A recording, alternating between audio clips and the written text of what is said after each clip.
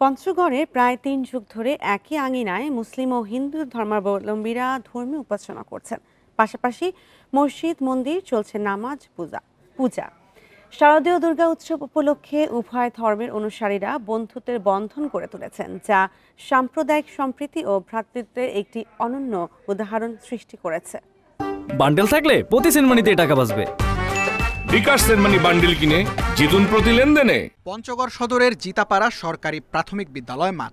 এখানে পাশাপাশি দাঁড়িয়ে মসজিদ আর পূজা মণ্ডপ। এক পাশে ঢাকঢোল এবং পূজা অর্চনার সুর, অন্য পাশে আতরের সুবাস। ৩০ বছরের বেশি সময় ধরে দুই ধর্মের মানুষ এখানে পালন করছেন তাদের নিজ নিজ ধর্ম।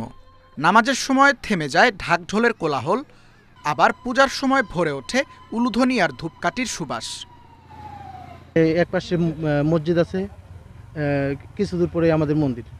তো এখানে মুসলমান ভাইরা ওরা ওদের মতো করে নামাজ পড়ে, আর আমরা আমাদের মতো করে পূজা করি। আমরা হিন্দু মুসলিম এখানে দীর্ঘদিন ধরে আমরা বসবাস করে আসি। আমাদের মধ্যে কোনো সাম্প্রিকতা নাই, আমরা সম্প্রদায় সম্প্রীতির মধ্যে সবাই আছি। জনপ্রতিনিধিদের কাছ থেকেও পাওয়া গেল সম্প্রীতির সুর। যে আমার যে গরিনাবাড়িতে শুধু জিতাপাড়া নয়, পুরা গরিনাবাড়ি ইউনিয়নে যত হিন্দু মুসলিম আমরা ভাই ভাই হিসাবে, এবং আমাদের মধ্যে একটা যে আন্তরিকতা আছে, সেটার উদাহরণ আপনারা এখানে বলতে পারেন। এখানে আমাদের পূজা মণ্ডপের সামনে ওয়াক্তিয়া মসজিদ এবং আমাদের প্রাইমারি স্কুল সংলগ্ন মাঠেই আমরা কোণায় আছি। তো আমাদের এখানে কোনো সমস্যা হচ্ছে না। দীর্ঘদিন ধরেই ধর্মীয় সম্প্রীতির উজ্জ্বল দৃষ্টান্ত স্থাপন মুসলমান ও হিন্দু সম্প্রদায়ের মানুষ পরস্পরের প্রতি শ্রদ্ধা রেখে ধর্মীয় উৎসব উদযাপন করছে।